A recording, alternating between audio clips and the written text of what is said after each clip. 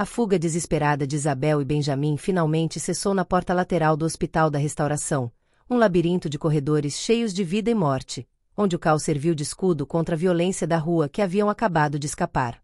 O idoso, apesar de ofegante, surpreendeu Isabel com uma força inesperada, empurrando-a para dentro da recepção movimentada, o relicário ainda firmemente apertado em sua mão enrugada, como se fosse um fragmento de sua própria alma.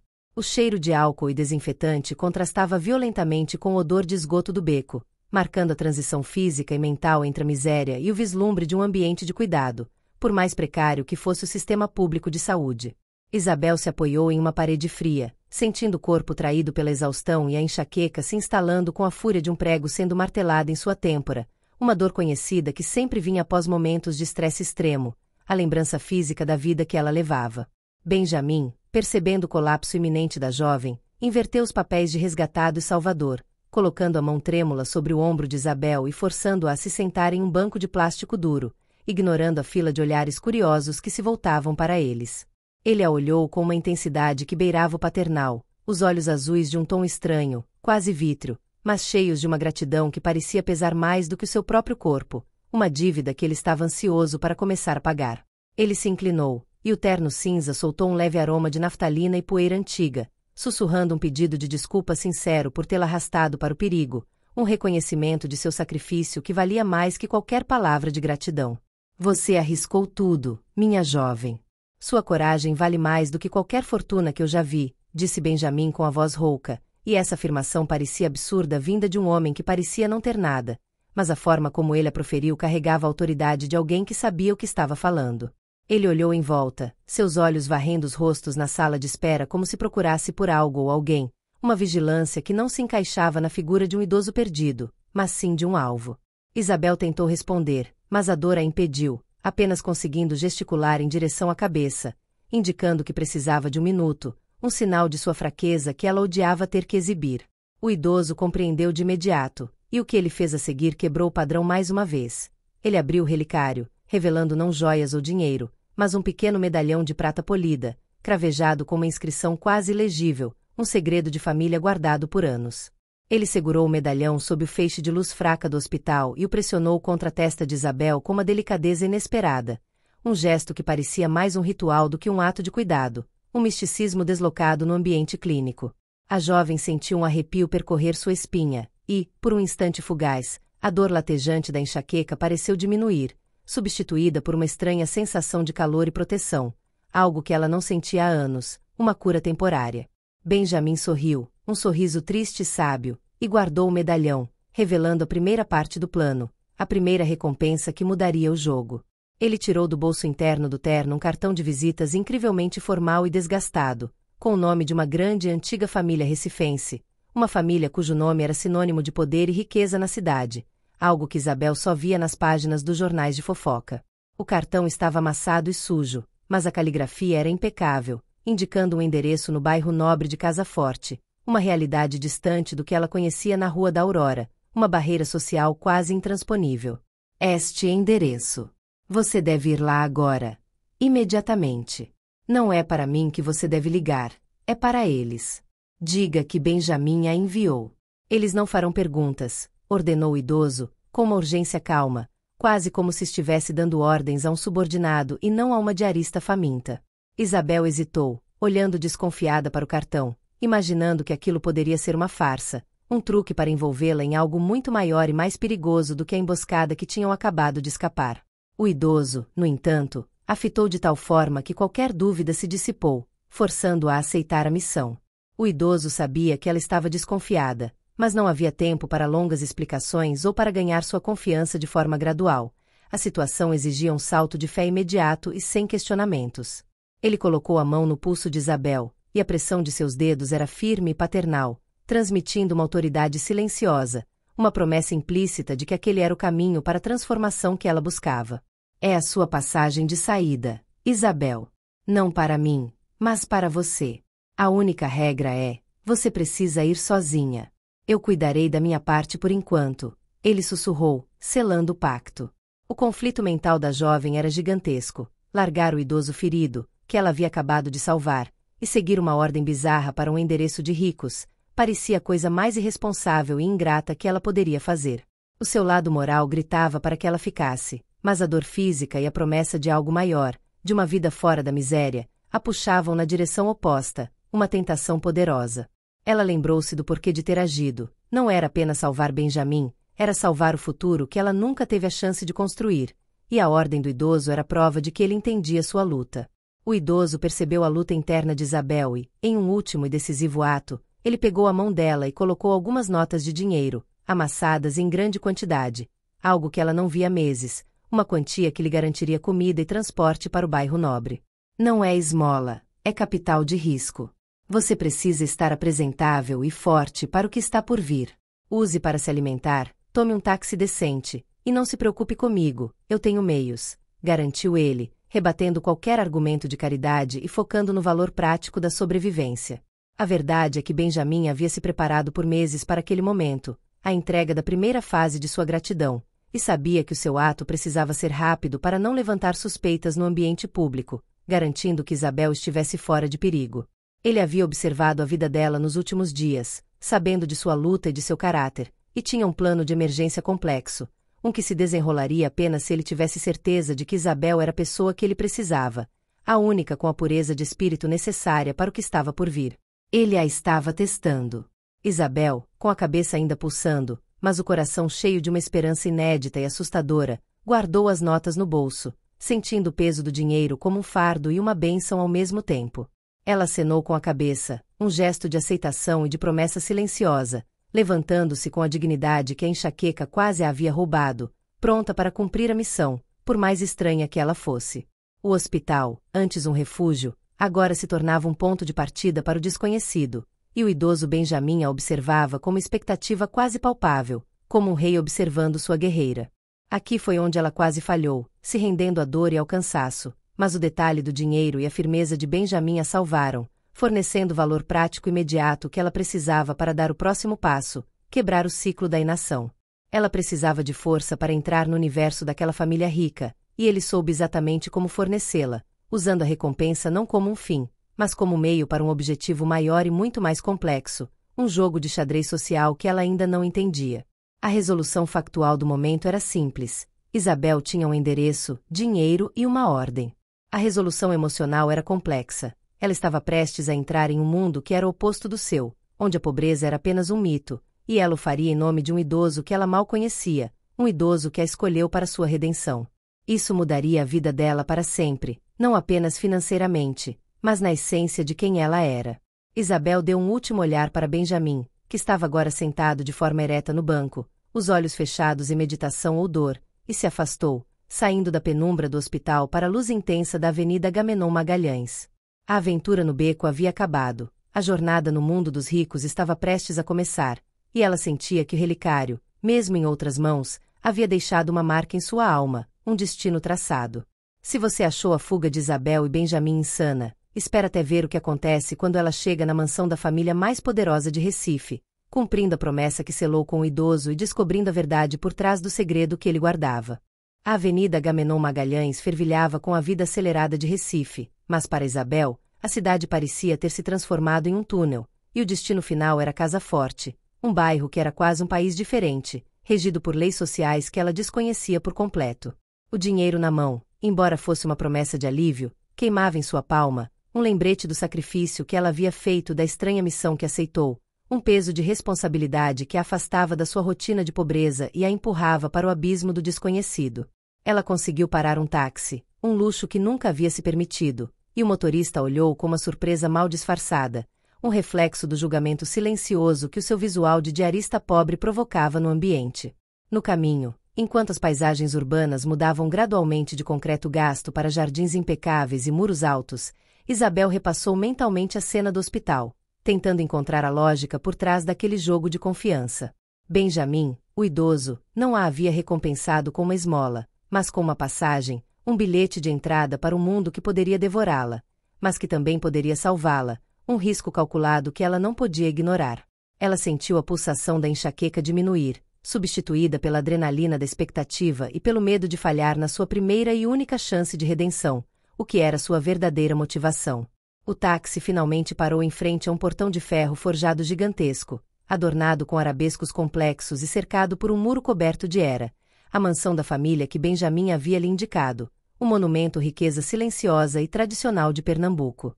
A diferença entre a Rua da Aurora e aquele lugar era mais do que geográfica, era um abismo existencial, uma barreira de vidro que separava os mundos, e a jovem sentiu a pressão do julgamento social esmagando sua dignidade, forçando-a a engolir o orgulho.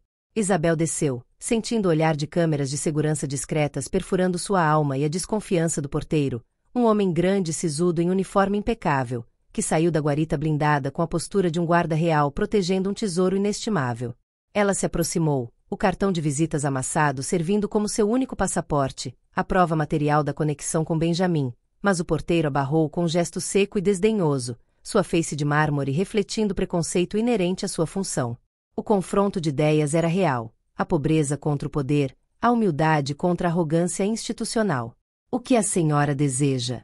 Aqui não é local para panfletos ou abordagens, disse o porteiro, com a voz grave e fria, tratando-a como uma intrusa indesejada, um ponto fora da curva que precisava ser corrigido e despachado o mais rápido possível.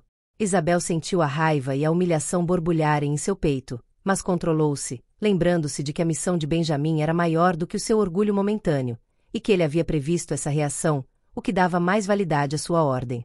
Ela estendeu o cartão, forçando o porteiro a pegar o papel sujo e formal, e repetiu as palavras de Benjamin, com a voz embargada, mas firme. Benjamin me enviou. Diga a eles que Benjamin me enviou. Uma frase simples que carregava um peso inesperado, agindo como uma senha secreta que destravava a porta para o mistério que ela estava prestes a adentrar. O porteiro hesitou, a surpresa cruzando seu rosto por um breve momento, seus olhos lendo e relendo o nome no cartão com uma incredulidade palpável, como se o nome de Benjamin tivesse poderes místicos. Após um longo minuto de silêncio tenso, onde Isabel se sentiu julgada e escrutinada até a alma, o porteiro recuou, fazendo uma ligação rápida e discreta para o interior da mansão, suas palavras em tom baixo, mas com uma urgência notável, referindo-se a Benjamin com um respeito que contrastava com a forma como ele tratava Isabel. A jovem percebeu que aquele idoso não era apenas um senhor de idade, mas uma figura de grande importância, e que o seu ato de salvamento havia colocado no centro de uma teia familiar complexa e perigosa. A porta do portão se abriu com um render metálico lento e imponente, um som que ecoou como um convite e uma advertência, e o porteiro, com a expressão ainda tensa, fez um gesto formal para que ela entrasse, mas seus olhos transmitiam uma clara ameaça silenciosa. Isabel passou pela abertura, e o mundo ao seu redor se transformou. Os sons da cidade desapareceram, substituídos por um silêncio opulento, e o ar ficou mais fresco, filtrado pela densa vegetação e pelos jardins de luxo, um novo ambiente que era tão opressor quanto o beco sujo. Ela atravessou o longo caminho de pedras portuguesas, sentindo o peso do seu jeans surrado e dos tênis gastos em contraste com o mármore polido e a grama verde perfeita, a consciência de sua condição social gritando em cada passo hesitante. A mansão em si era uma obra arquitetônica imponente, um casarão colonial revitalizado, com janelas altas e escuras que pareciam observá-la, um monstro silencioso que guardava segredos e riquezas acumuladas por gerações, um mundo que não a pertencia.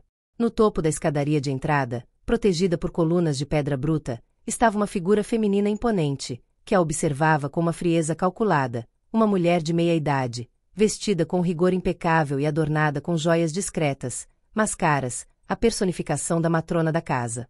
Esta era Dona Eleonora, a matriarca, a guardiã dos segredos da família, e seu olhar era de hostilidade absoluta, o que reforçava a ideia de que a entrada de Isabel era um erro grave. Dona Eleonora desceu alguns degraus, seu vestido de seda fazendo um ruído sutil, o som da riqueza em movimento, e sua voz, embora baixa, era cortante como vidro quebrado, o som da autoridade que não aceita questionamentos. Quem é você e o que faz aqui? Benjamin não tem mais direito de enviar ninguém a esta casa, muito menos pessoas como você. Fale agora, ela exigiu, expondo o conflito familiar e a desaprovação instantânea de Isabel. Isabel, apesar do medo, lembrou-se da dívida de honra com Benjamin e, com a força que vinha da verdade de sua ação, repetiu seu único trunfo, o detalhe que a salvou da expulsão imediata. Eu o ajudei no beco. Os assaltantes queriam um relicário. Ele me pediu para entregar isso, disse ela, estendendo o cartão amassado, focando no objeto e não em si mesma, desviando o foco do ataque pessoal. O nome do relicário e a menção ao beco fizeram a matrona da casa paralisar. o que era visível pela mudança sutil, mas profunda, em sua postura, o reconhecimento de que a situação era mais séria do que parecia, uma falha na segurança familiar. A porta do mistério estava prestes a se abrir, e Isabel estava dentro. O silêncio que se seguiu foi preenchido apenas pelo canto de pássaros exóticos no jardim e pela respiração pesada de Isabel, o momento de clímax onde a promessa de transformação estava suspensa no ar. O que a matrona sabia sobre Benjamin e o relicário? E qual era a verdadeira recompensa que a esperava? O risco havia acabado, mas o perigo apenas começava. O silêncio na entrada da mansão era ensurdecedor, quebrado apenas pelo sutil farfalhar da seda do vestido de Dona Eleonora, que parecia ter congelado no tempo, a menção do relicário agindo como um choque elétrico, paralisando a autoridade que antes era inabalável. Os olhos da matriarca, antes frios e cortantes, se estreitaram em uma mistura perigosa de desconfiança e reconhecimento, como se a jovem em roupas surradas à sua frente fosse a única pessoa capaz de desvendar um segredo que ela havia se esforçado para esconder por anos a fio. Isabel sabia que a palavra relicário era a chave, o ponto de virada que Benjamin havia lhe dado, o detalhe que a salvou da expulsão imediata daquele território hostil e luxuoso. O relicário. Onde ele está agora? Fale imediatamente, exigiu Dona Eleonora, sua voz ainda baixa, mas agora carregada de uma urgência que revelava uma vulnerabilidade inesperada, expondo a matriarca como a guardiã de um mistério que a estava consumindo por dentro. Ela fez um sinal rápido com a mão para o porteiro, que prontamente fechou o portão de ferro com um som surdo, isolando o casarão do mundo exterior e garantindo que a conversa, agora delicada, não chegasse a ouvidos indesejados, o que aumentava a tensão do momento. Sem dar tempo para Isabel responder, Eleonora se virou e, com um movimento decidido, subiu os degraus e entrou na mansão, deixando um rastro de perfume caro no ar, um convite mudo e imperioso para que a jovem a seguisse, quebrando todas as regras de etiqueta social do bairro. Isabel hesitou por um segundo, sentindo medo se misturar à curiosidade, mas a promessa de transformação e a dívida moral com Benjamin a impulsionaram para dentro da casa, atravessando a porta maciça de madeira escura. O interior da mansão era uma aula de história e opulência, móveis antigos e lustrosos, tapeçarias orientais cobrindo o chão de mármore e grandes retratos a óleo de ancestrais de semblantes sérios adornando as paredes altas, uma galeria de fantasmas silenciosos que pareciam julgar a presença da jovem pobre naquele santuário de riqueza.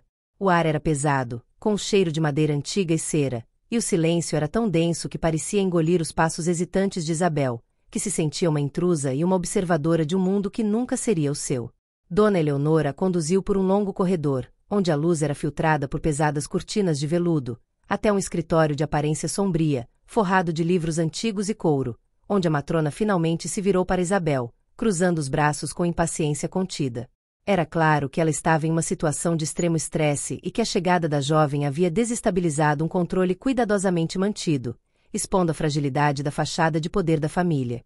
Benjamin é meu tio. Ou melhor, era o patrono desta família, antes de desaparecer há 3 dias, sem deixar rastros.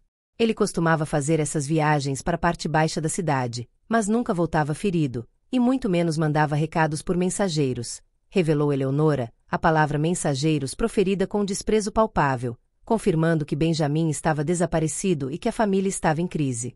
A verdade era que Benjamin havia fugido do controle opressor da família, e o beco era parte de seu plano. Isabel, respirando fundo para controlar a enxaqueca que ameaçava retornar, conseguiu articular a informação crucial que ele havia lhe confiado no hospital, a única prova que a diferenciava de uma impostora. Ele não está ferido, mas estava sendo atacado. Ele me disse que o relicário era a última lembrança da esposa dele e ele não queria que caísse em outras mãos. Eu o deixei no Hospital da Restauração, como ele pediu. Ele tem um plano, ela disse, focando na lealdade de Benjamin ao objeto de valor emocional. A matrona fechou os olhos por um momento, a tensão gravada em cada linha de seu rosto, absorvendo a informação com dificuldade, mas percebendo que a história de Isabel era improvável demais para ser uma mentira, e que a menção do nome da esposa e do relicário era um código de autenticidade. Ela sabia que o relicário continha um segredo muito maior do que sentimentalismo, um segredo que poderia mudar o destino da família, e que Benjamin havia usado Isabel como uma ferramenta para se comunicar.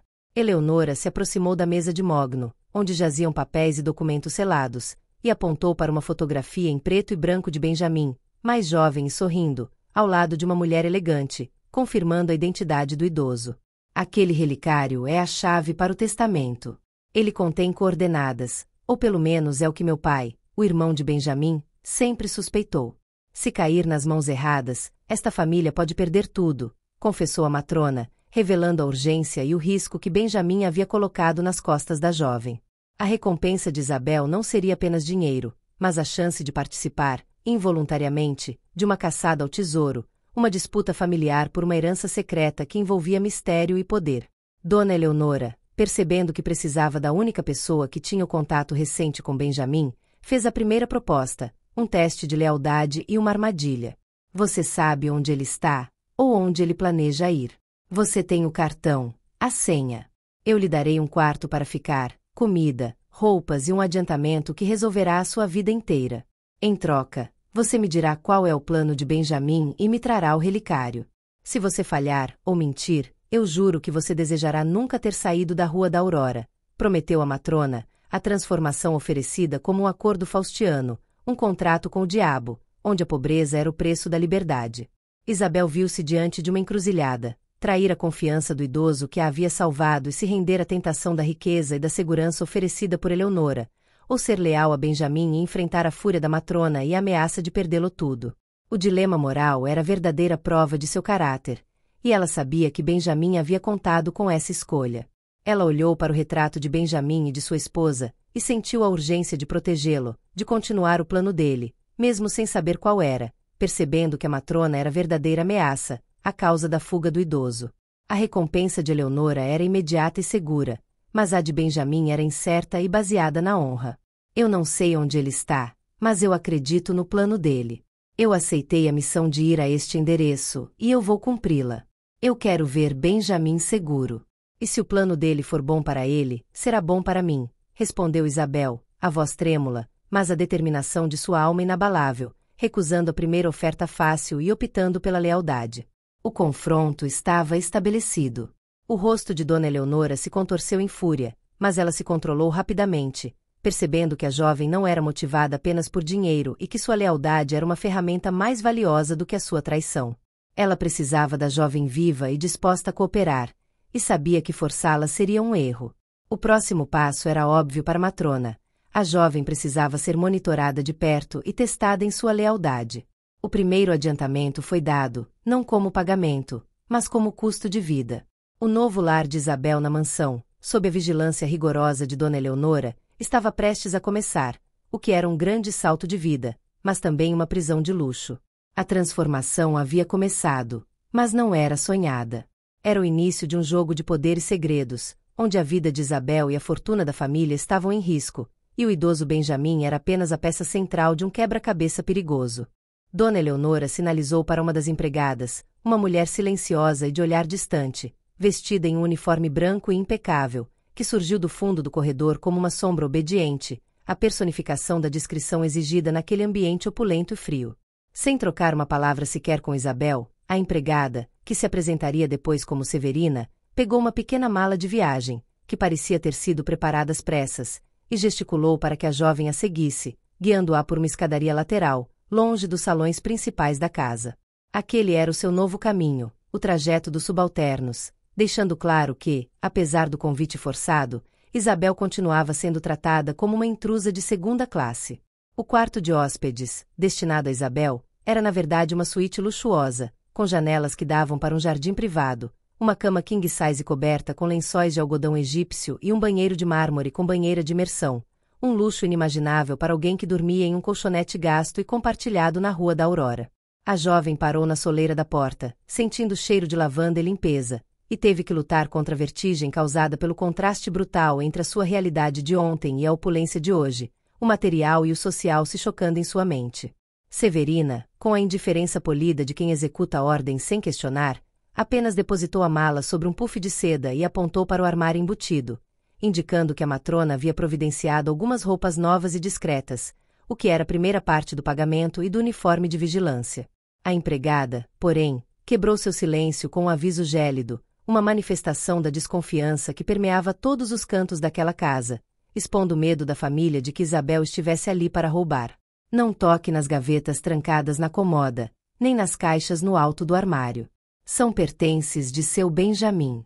Dona Eleonora tem a chave, e qualquer curiosidade será considerada roubo. A senhora será monitorada, não se esqueça, avisou Severina, sua voz um sussurro monótono, mas carregado de ameaça, o que transformava o quarto de luxo em uma prisão sofisticada, onde a vigilância era a regra, e não a exceção. A menção dos pertences de Benjamin despertou a curiosidade e o senso de missão de Isabel, que via naquele quarto, e nos objetos proibidos, um mapa de pistas para desvendar o paradeiro do idoso e o mistério do relicário. Ela sabia que a chave daquela porta estava na lealdade a Benjamin, e não na obediência a Eleonora, e que a sua primeira tarefa seria encontrar uma forma de investigar o quarto sem levantar a suspeita dos olhos vigilantes da casa. Isabel assentiu, assumindo uma postura de humildade e obediência, mas seus olhos, agora com a clareza de quem tem um objetivo, já estavam mapeando a sala, procurando por ângulos cegos ou pontos fracos na segurança. Ela sabia que a matrona havia oferecido luxo para acalmá-la e distraí-la, mas para a jovem, o conforto era apenas um palco, e a verdadeira peça estava sendo encenada por baixo da superfície polida, onde os segredos eram guardados a 7 chaves. Ao longo da tarde, a jovem tentou se adaptar à rotina da casa, comendo uma refeição farta e deliciosa na cozinha da área de serviço, sob os olhares hostis das cozinheiras e dos outros empregados, que a viam como a favorita ou a espiã que havia sido introduzida por Benjamin para desestabilizar a ordem. A solidariedade de classe, que ela esperava encontrar entre os subalternos, foi substituída por um ressentimento frio e invejoso, o que a isolou ainda mais. No entanto, o cozinheiro-chefe, um senhor corpulento de coração mole, chamado Mestre Jonas, quebrou a parede de silêncio e, movido por uma compaixão discreta, compartilhou o primeiro fragmento de informação que poderia ser útil a Isabel, uma pista sobre a personalidade excêntrica de Benjamin. O patrão Benjamin sempre dizia que a única forma de manter um segredo seguro é escondê-lo à vista de todos. Ele era um homem de hábitos estranhos e de frases de efeito que confundiam a todos. Ele sussurrou, enquanto lhe servia uma porção extra de bolo de rolo. A frase ecoou na mente de Isabel, que percebeu que a matrona havia trancado as gavetas e as caixas.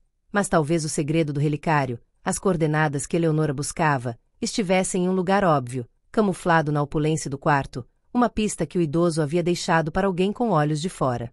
Ela entendeu que a pobreza a havia ensinado a ver o que a riqueza ignorava, o detalhe sutil. À noite, sozinha no quarto de luxo, Isabel vestiu a roupa de cama nova e macia, sentindo-se uma atriz em um palco alugado, e iniciou a sua investigação silenciosa, usando o silêncio da noite como seu aliado. Ela analisou os livros na estante, as molduras de quadros, a parte de trás dos móveis, procurando por qualquer marca, arranhão ou papel escondido, o que era um risco imenso sob a vigilância de Dona Eleonora. O seu olhar parou em um porta-retratos na mesa de cabeceira, uma imagem de Benjamin e sua esposa, a mesma do escritório, mas esta estava ligeiramente torta, um detalhe que Severina, na sua pressa, não havia percebido. O seu coração disparou, pois aquele pequeno desalinhamento era o tipo de quebra de padrão que o idoso costumava criar, o convite para a descoberta que ele havia plantado ali. Isabel pegou o porta-retratos, e a base soltou-se facilmente, revelando um papel fino dobrado em 4, escondido no espaço oco da moldura, o que era prova da astúcia de Benjamin. O idoso havia usado o objeto de mais valor sentimental para guardar a sua primeira pista, confiando que apenas alguém com a sua lealdade o encontraria. O papel continha um desenho rápido e apressado, feito a lápis, de um símbolo antigo, parecido com uma âncora estilizada, e uma única palavra: São Pedro. Era a primeira peça do quebra-cabeça, a confirmação de que Benjamin não havia fugido, mas havia iniciado um jogo, um mistério a ser desvendado. A jovem dobrou o papel e o escondeu no bolso interno de sua blusa, sentindo a adrenalina e a determinação pulsarem em suas veias, substituindo o cansaço. Ela não era mais a jovem pobre e desesperada, mas a guardiã de um segredo, a peça central no jogo de Benjamin. A transformação havia avançado, ela havia conquistado segurança e uma pista, mas o preço era vigilância constante e o risco de ser pega pela matrona.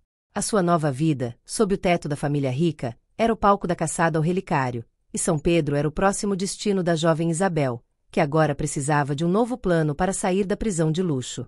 O amanhecer em Casa Forte era um espetáculo de silêncio e luz suave, um luxo que Isabel nunca havia associado às manhãs, que para ela sempre foram marcadas pelo barulho e pela urgência da sobrevivência, mas a beleza daquele lugar era uma máscara para a vigilância que a cercava. A jovem passou a noite em claro, com o pequeno papel de Benjamin escondido no forro do tênis, sentindo o peso da palavra São Pedro e o desenho da âncora como um mapa em suas mãos, o próximo passo de uma caçada que a tiraria da inércia e a colocaria em movimento, o que era sua única esperança. Ela precisava sair da mansão. Ao descer para o café da manhã na copa dos empregados, um ambiente de porcelanas finas e formalidade excessiva, Isabel foi interceptada por Severina, a sombra silenciosa, que lhe entregou uma mensagem fria e direta de Dona Eleonora, confirmando a prisão de luxo.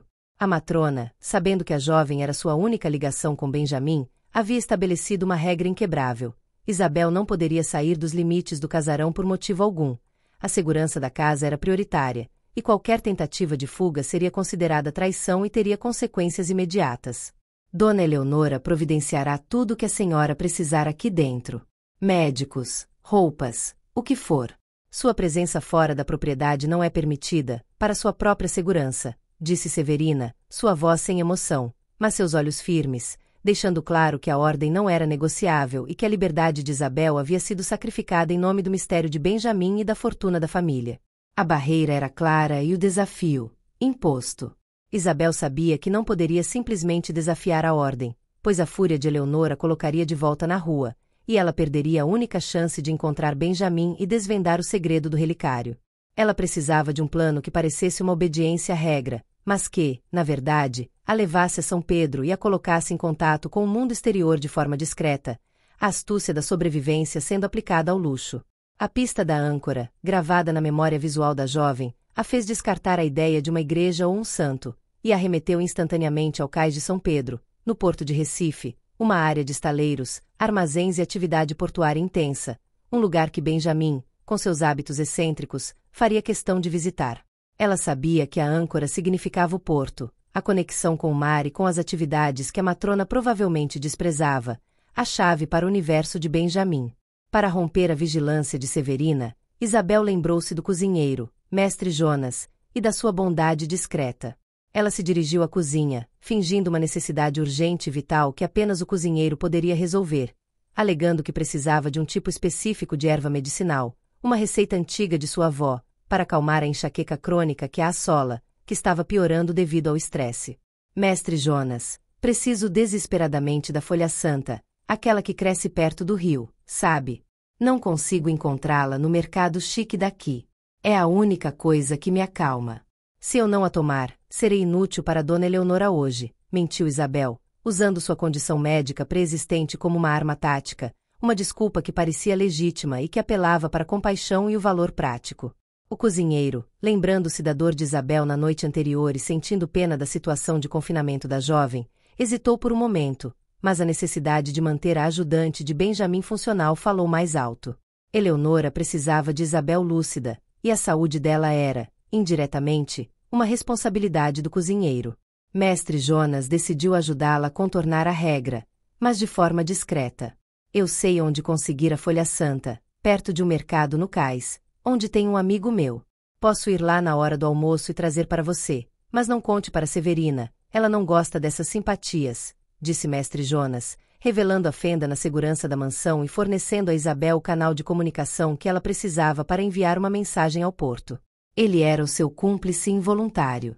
Isabel viu a oportunidade perfeita. Ela não precisaria sair da casa, mas poderia enviar Mestre Jonas como mensageiro inocente, entregando um bilhete no cais de São Pedro, o que era um risco controlado e mais seguro do que tentar fugir da vigilância apertada de Severina. A transformação, mais uma vez, vinha da lealdade e da astúcia. A jovem agradeceu com um sorriso forçado, mas o cozinheiro percebeu a tensão em seus olhos, sabendo que havia algo mais por trás da história da erva medicinal.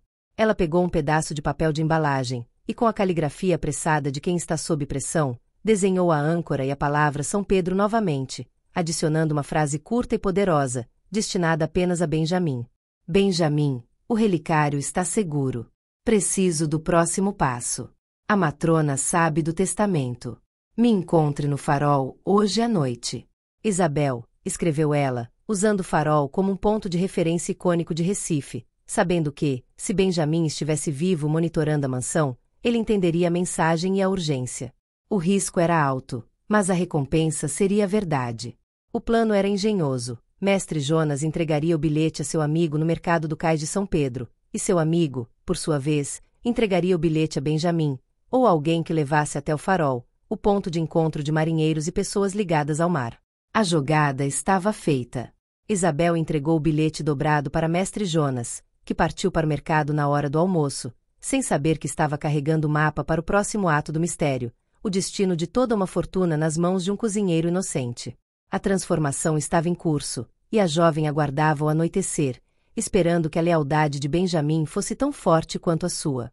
O relógio da mansão, um pêndulo de ouro e madeira escura que marcava o tempo com a solenidade da riqueza, parecia se mover com uma lentidão torturante, arrastando as horas do meio-dia até o crepúsculo, um período de ansiedade e vigilância extrema para Isabel.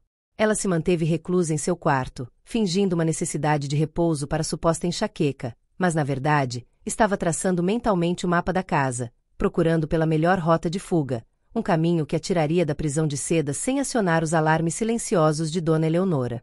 A janela do quarto oferecia uma visão linda do jardim, mas a cerca eletrificada e o muro alto eram lembretes claros de sua condição de prisioneira.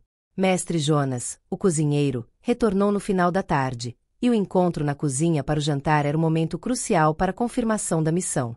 Ele a abordou de forma discreta, enquanto ela fingia interesse nas sobremesas, e sussurrou um código de confirmação. A folha santa já está providenciada e chegará amanhã. O meu amigo no cais disse que o recado foi entregue ao homem certo e que ele sabe onde é o farol. O alívio de Isabel foi imenso e imediato, sabendo que Benjamin havia recebido a mensagem e, crucialmente, que ele estava vivo e em movimento, o que era sua maior recompensa até então. A confirmação do encontro exigia ação imediata, e Isabel sabia que a saída pela porta principal ou lateral era impossível, devido à presença constante do porteiro sisudo e de Severina, que a monitorava com a precisão de um relógio suíço. Ela lembrou-se de ter visto uma pequena porta de serviço, perto da lavanderia, que levava ao túnel de descarte de lixo e que, em mansões antigas como aquela, costumava ter acesso à parte externa da propriedade, um erro de arquitetura que seria sua salvação. O plano de fuga era arriscado e dependia de uma janela de tempo mínima, o momento em que Severina descia para a cozinha para supervisionar o chá noturno da matrona, uma rotina que a empregada não quebrava por nada no mundo, e que Isabel havia estudado durante todo o dia, observando a rotina da casa. Ela precisava de apenas 5 minutos de silêncio para deslizar pela escadaria de serviço, abrir a passagem secreta e se embrenhar na noite escura de Casa Forte, a sua única chance de escapar. Às 10:30 da noite, o silêncio na ala de serviço era quase absoluto, quebrado apenas pelo leve ranger das tábuas do assoalho e pelo som distante da televisão na sala de estar de Dona Eleonora, o sinal de que a rotina da matrona havia começado e que Severina estava fora de serviço, concentrada em suas tarefas noturnas. Isabel vestiu as roupas mais escuras que Eleonora havia providenciado, um conjunto de moletom que a fazia parecer mais uma sombra do que uma pessoa, e amarrou o cabelo com firmeza, sentindo a adrenalina pulsando em suas veias, o que neutralizava a dor de cabeça. Ela desceu a escada de serviço, movendo-se com a leveza de quem passou a vida inteira desviando de obstáculos e de quem aprendeu a andar sem fazer barulho nas ruas escuras da periferia, o seu treinamento de sobrevivência sendo aplicado ao luxo. Ao chegar na lavanderia, ela encontrou a porta que levava ao túnel de lixo, uma passagem estreita e escura, que cheirava poeira e mofo, o único elo com o mundo lá fora, a única saída da prisão. Mas aí, tudo começou a dar errado. Ao tentar abrir a tranca pesada da porta, o metal enferrujado soltou um rangido alto e agudo, que ecoou pelo silêncio da lavanderia como um tiro, um som que, ela sabia, havia sido alto o suficiente para alertar Severina, que estava no andar de cima.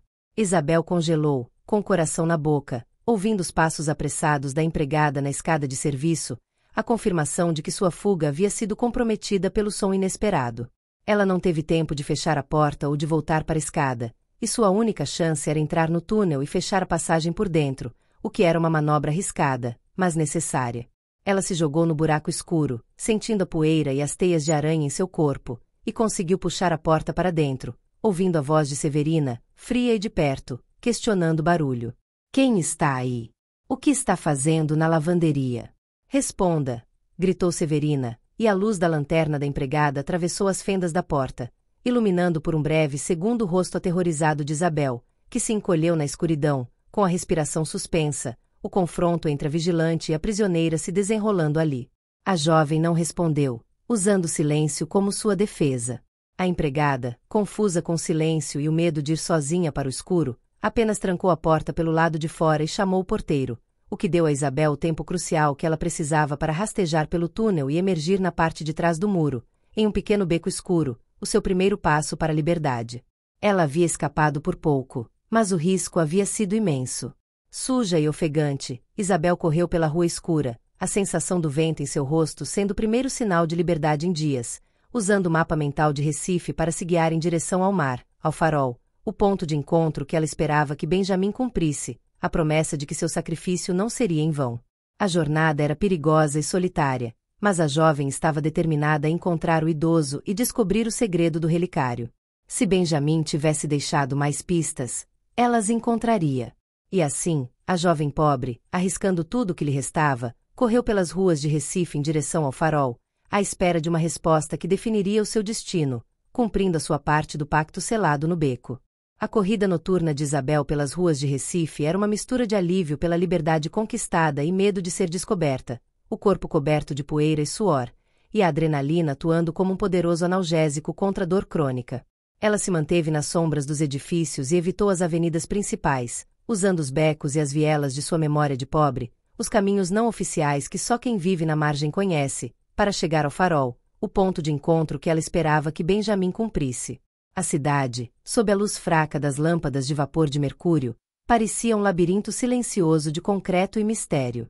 O farol, uma torre branca e imponente que servia de guia para os navios no porto de Recife, ficava em uma área isolada do cais de São Pedro, cercada por armazéns antigos e pelo cheiro salgado de maresia e óleo diesel, um lugar perfeito para um encontro secreto e perigoso.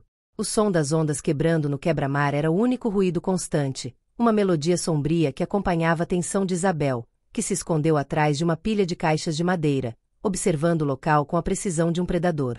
A decepção inicial foi um golpe duro. O farol estava deserto, apenas o feixe de luz giratório varrendo o horizonte e a escuridão da baía, e o idoso Benjamin não estava à vista, o que levou Isabel a questionar se o plano havia falhado, se Mestre Jonas havia sido interceptado, ou se a mensagem não havia chegado a tempo.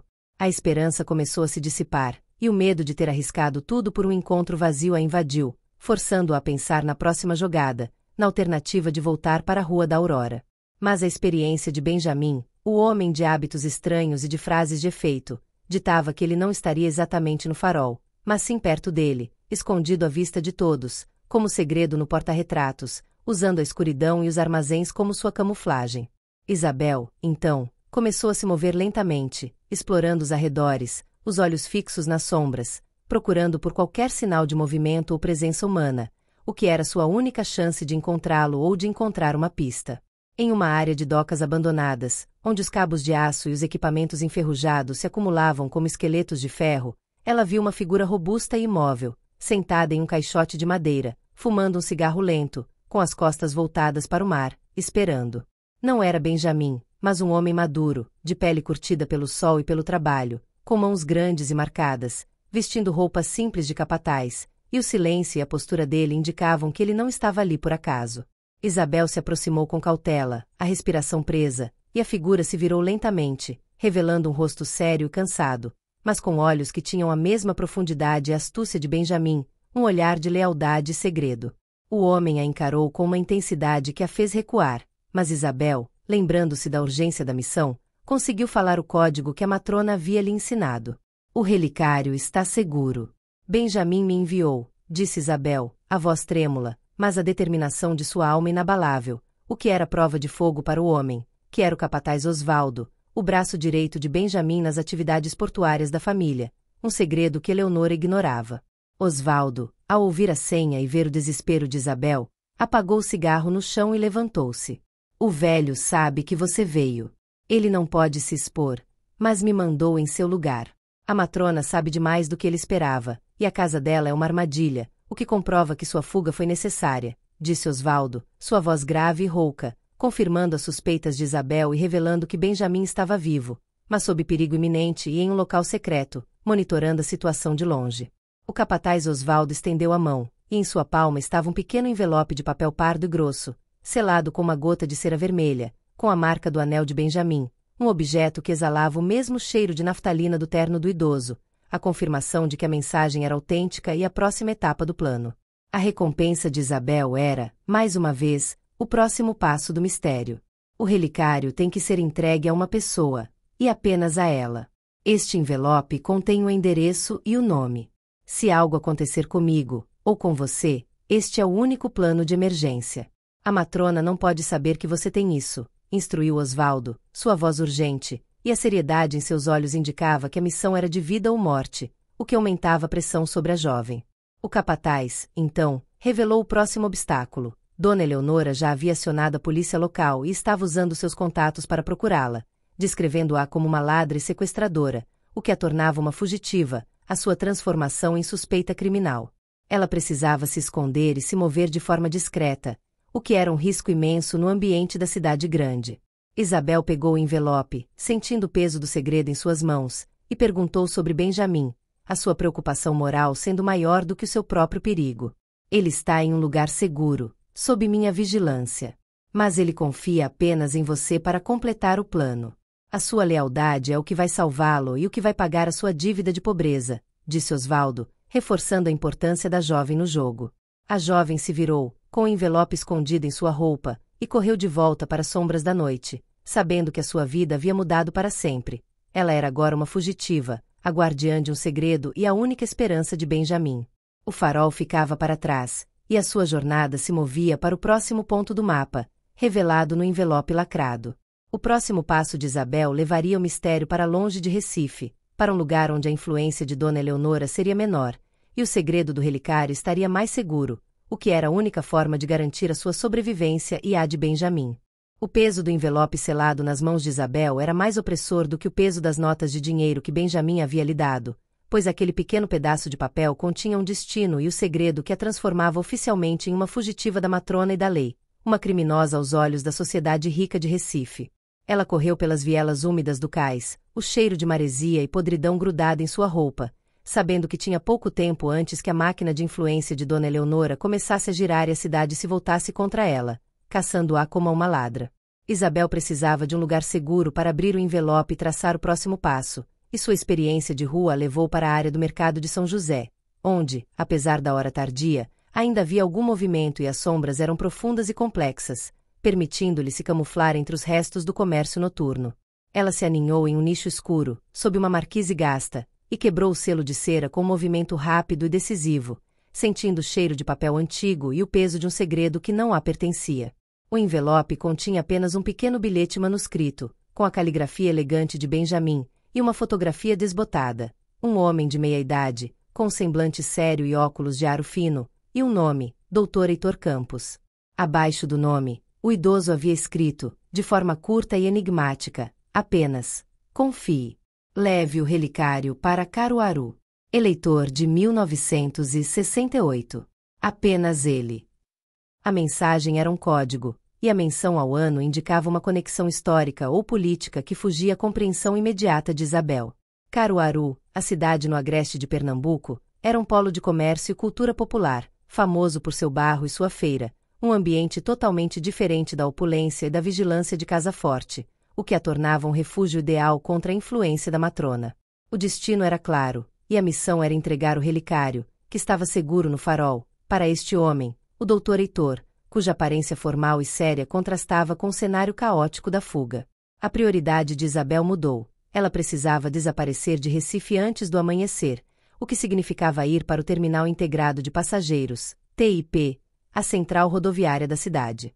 Ela usou o restante do dinheiro de Benjamin para pegar um táxi discreto e se dirigir ao TIP, vestindo um moletom escuro e mantendo a cabeça baixa, assumindo o perfil de uma viajante comum e cansada, a camuflagem perfeita para uma fugitiva. No terminal, o ambiente era caótico e acolhedor, cheio de pessoas de todas as classes sociais se movendo, um contraste com a esterilidade da mansão, e Isabel se sentiu estranhamente mais segura ali, onde a pobreza era a regra e não a exceção, o seu ambiente natural. Ela comprou a passagem de ônibus para Caruaru com o dinheiro restante, reservando o mínimo para comida e uma emergência, e se dirigiu à plataforma, sentindo o peso do envelope em seu bolso. Antes de embarcar, ela fez uma última ligação para Osvaldo, usando um telefone público e a voz disfarçada, um ato de lealdade e responsabilidade que Benjamin exigia. Missão recebida. Caruaru. Dr. Heitor. Eleitor de 68. Indo agora. Onde está o relicário? Ela sussurrou para o capataz, que estava monitorando a situação de longe, mantendo a matrona em xeque. Osvaldo respondeu com a sua voz rouca e firme, e a informação que ele forneceu fez o coração de Isabel disparar. O relicário está escondido no lugar mais seguro que Benjamin conhecia. Procure por ele na Capela Dourada, no bairro de Santo Antônio. Está sob a proteção de uma amiga, a única pessoa em Recife que Benjamin confiava para guardar o objeto. A matrona não vai procurá-lo lá. A nova missão se desdobrava. Caruaru era o destino final, mas a Capela Dourada era o primeiro desvio, o local onde ela deveria buscar o relicário antes de deixar a cidade. Um risco gigantesco, pois a capela era um ponto turístico e estaria lotada de pessoas, o que aumentava a chance de ser pega pela polícia. O idoso Benjamin estava testando. Isabel teve que tomar uma decisão rápida, seguir o plano e ir para a Capela Dourada, arriscando tudo por Benjamin, ou ir direto para Caruaru e tentar resolver o mistério de lá. Ela não podia trair a confiança de Benjamin e decidiu ir para a capela, percebendo que o relicário era o ponto central de toda a trama. Ela usou o bilhete de Caruaru como um plano de fundo, e comprou uma passagem para Jaboatão dos Guararapes, uma cidade vizinha, como desculpa para despistar, e se preparou para a missão mais perigosa de sua vida: invadir a Capela Dourada e roubar o relicário de volta. O ônibus para Jaboatão era o seu primeiro passo para a liberdade, mas a Capela Dourada era o seu próximo desafio, uma encruzilhada de fé e segredo, onde a jovem pobre se tornaria uma ladra de relíquias em nome de uma lealdade inabalável a um idoso misterioso. A manhã estava prestes a nascer, e Isabel, a guardiã do segredo, se movia na penumbra da cidade, com o medo e a determinação pulsando em seu peito, pronta para enfrentar a fúria da matrona e a complexidade do mistério.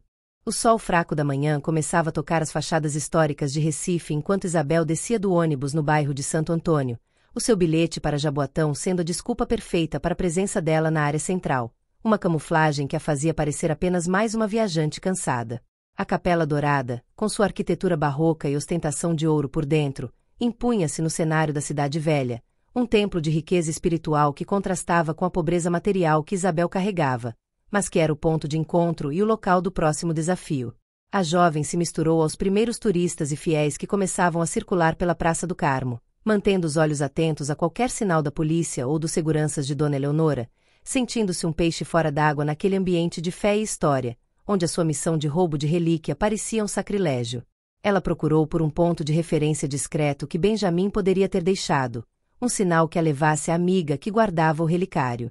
Ela se aproximou da porta lateral da capela, fingindo admiração pela talha dourada e pelos painéis azuis, e percebeu que, em uma pequena janela de vitral quebrada e remendada com esparadrapo, havia um pequeno lenço de seda azul claro amarrado ao redor de uma grade de ferro, um detalhe estranho e fora do lugar.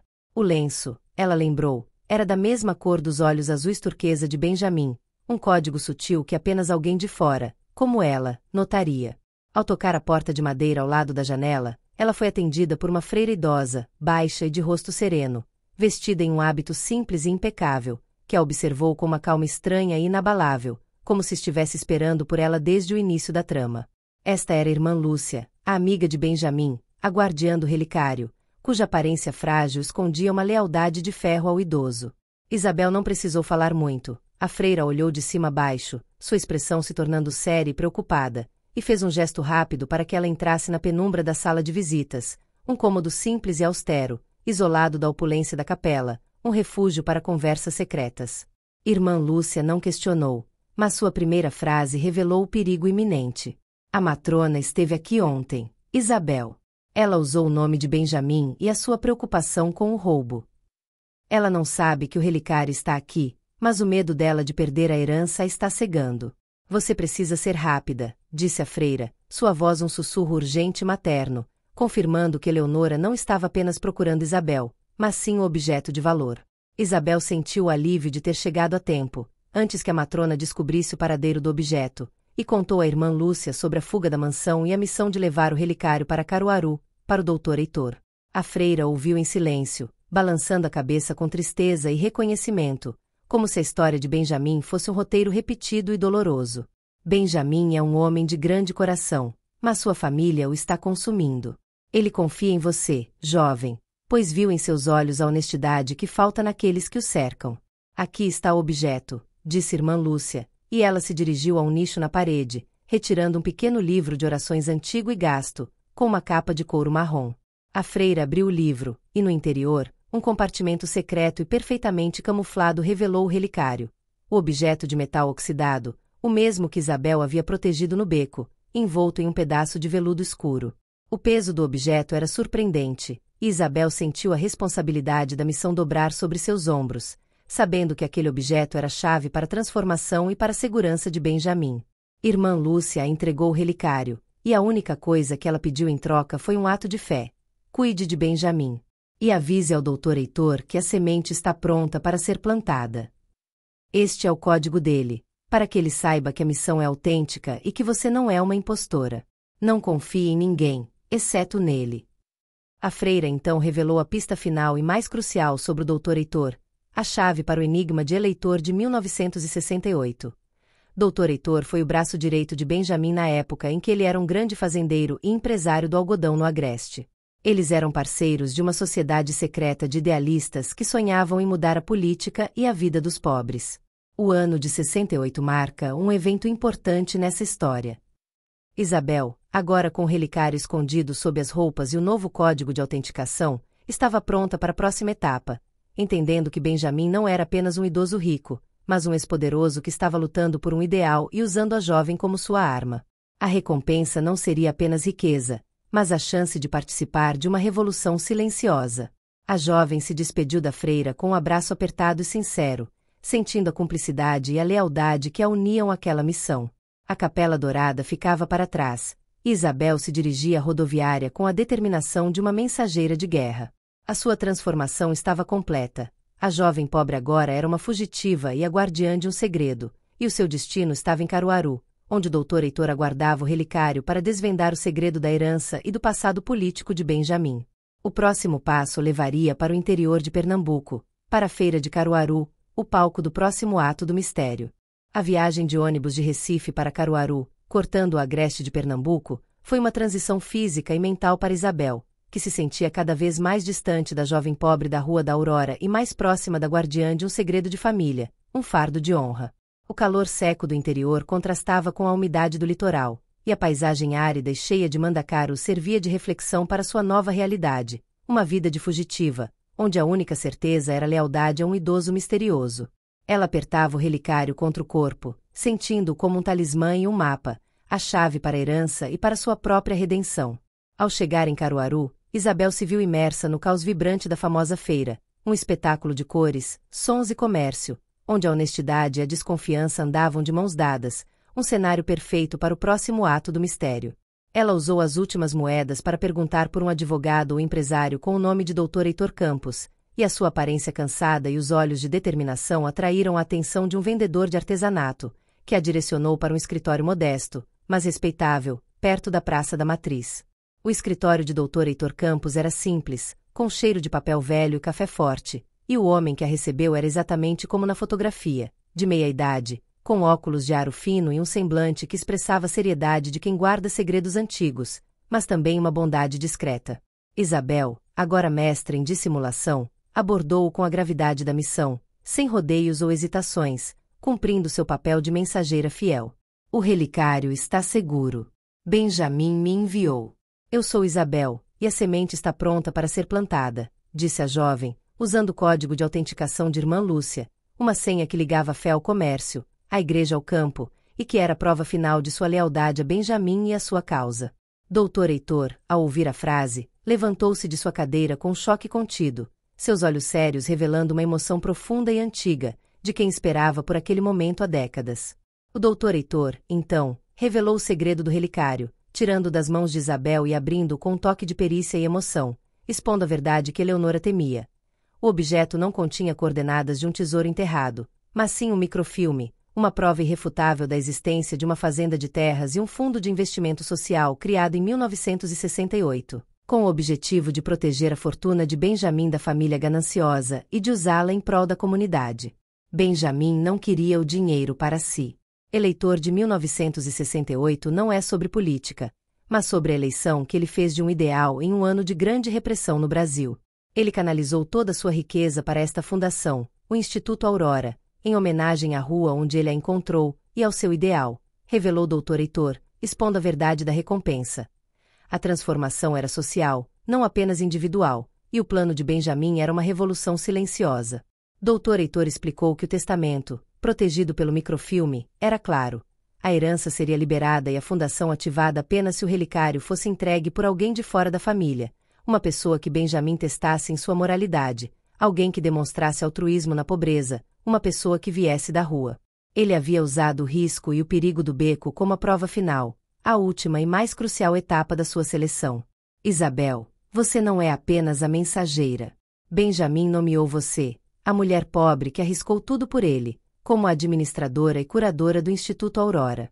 Ele não queria apenas lhe dar dinheiro, ele queria lhe dar o poder e o propósito de usar esta fortuna para mudar a vida de outras pessoas como você, cumprindo o ideal de 1968, disse Dr. Heitor, revelando a transformação final e mais drástica. A jovem Isabel, a diarista fugitiva de Recife, que havia arriscado a vida por um idoso desconhecido, não apenas escapou da miséria, mas se tornou a guardiã de uma fortuna de milhões e a curadora de um legado de justiça social, a matrona Eleonora perdendo tudo por sua ganância. A sua lealdade e coragem foram recompensadas com o poder de transformar a sua própria história e a de sua comunidade, cumprindo a promessa do título. A transformação estava completa. Isabel não voltaria mais para a Rua da Aurora, mas trabalharia a partir de Caruaru, com a proteção de Dr. Heitor, para construir a sede do Instituto e começar o trabalho de Benjamin, a sua pobreza sendo seu maior trunfo e o seu maior poder. O seu sacrifício foi, na verdade, um investimento no destino, e a sua recompensa foi a liberdade, o propósito e a chance de reescrever a história de outras mulheres pobres. A justiça, afinal, não estava no luxo da mansão de Eleonora, mas na humildade da Capela Dourada e na força do povo de Caruaru. E se você ficou impressionado com a transformação de Isabel, imagine quantas outras histórias de superação e segredos estão escondidas em becos e mansões por todo o Brasil. O final surpreendente de Isabel é apenas um vislumbre do poder da lealdade e do sacrifício, a prova de que a bondade, às vezes, é a maior das moedas. Gostou dessa história e quer desvendar mais mistérios e transformações? Então, não se esqueça de se inscrever no canal, ativar o sininho e compartilhar este vídeo. Deixe seu comentário nos dizendo de qual cidade você está assistindo e qual lição de vida a história de Isabel te ensinou.